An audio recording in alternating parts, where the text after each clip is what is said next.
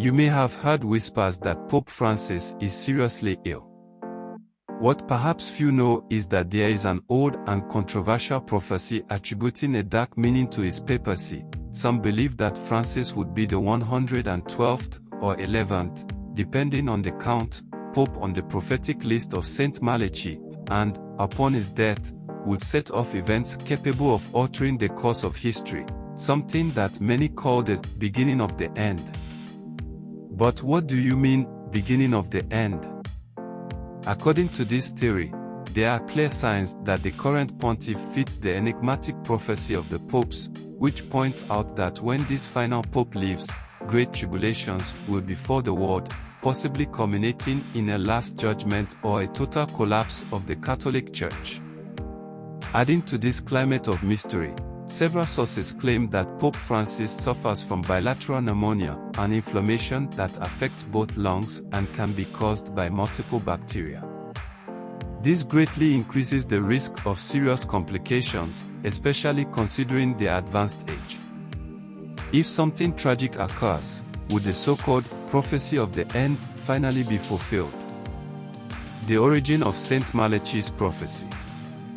The so-called prophecy of the popes is attributed to Saint Malachi, an Irish bishop who lived in the 12th century, roughly between 1097 and 1148. According to legend, in 1139, during a trip to Rome, Saint Malachi received a vision that revealed the names, or rather, mottos, of all future popes, from Celestine II, elected in 1143, to the last of them, described as Peter the Roman.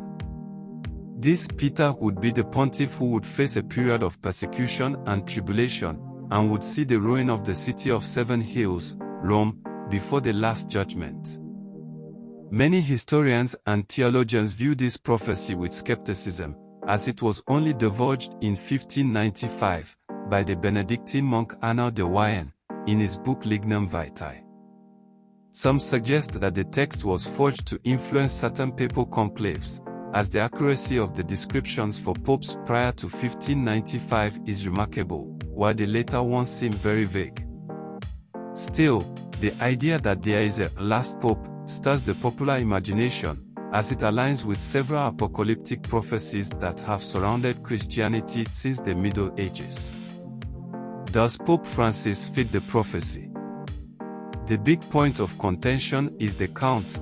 There would be 112 popes, or 111, depending on the interpretation, from Celestine II to this hypothetical final pontiff. Some claim that Benedict XVI would be the 111th and that, by resigning, he would have paved the way for the 112th, precisely Francis.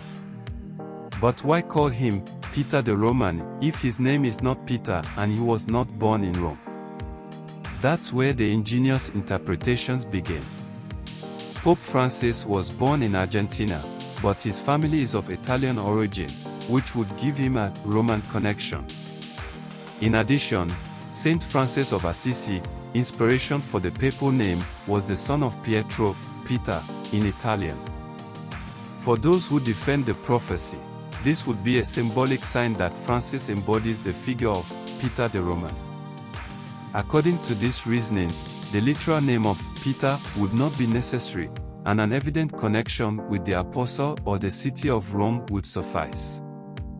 The controversies surrounding Francis' papacy.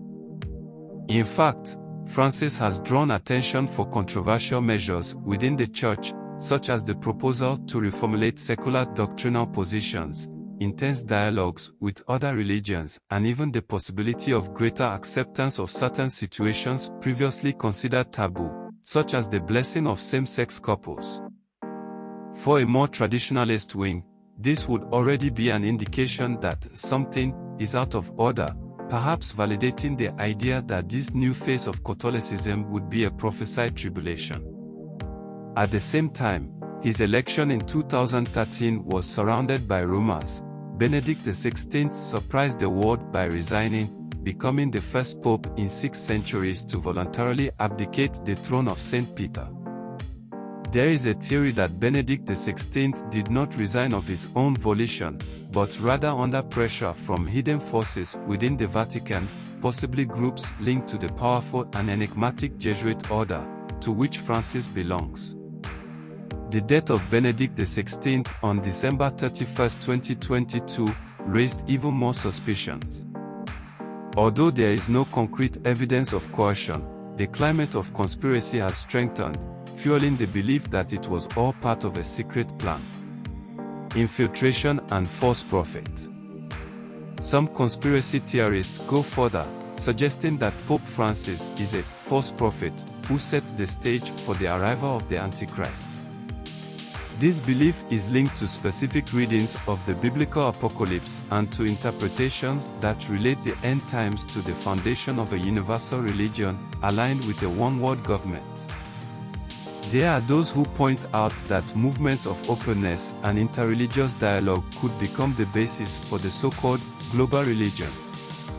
Archbishop Carlo Maria Vigano, a former influential member of the Vatican, has even publicly declared that the Holy See is being infiltrated by demonic forces, blaming Francis and his supporters for changes he considers contrary to Catholic traditions. Such accusations, although without conclusive evidence, have echoed in more conservative and conspiratorial circles, strengthening the idea that we are on the eve of a great schism. The possible destruction of the city of the Seven Hills.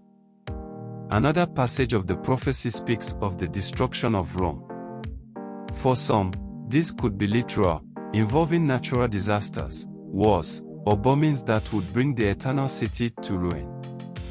For others, the destruction is metaphorical, reflecting the institutional collapse of the Catholic Church through abuse scandals, corruption cases, loss of believers, and internal conflicts.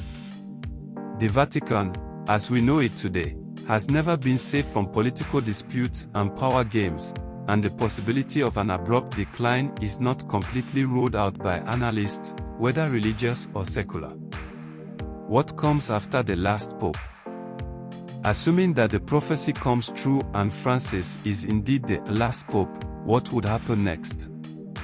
Some theories speculate that the Church would cease to exist as it is known, giving way to a new world religious leadership or a total collapse, paving the way for the emergence of a ruler who would unify all faiths, a figure interpreted as the Antichrist in many prophetic currents. Others believe that after Francis' death, there would be a gigantic schism, dividing Catholics between ultra-conservatives and supporters of radical reforms.